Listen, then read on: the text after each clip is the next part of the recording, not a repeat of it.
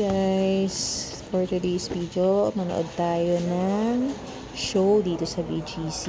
Today is April 5 at manonood tayo ng show ng anak ko na si Francia. At syempre, kasama kong bunso ko na si Elisha. Si Francia ay core dancer ng Alice Reyes Dance Company and malapit na siyang magpulo sa company. And I'm so proud of her, guys.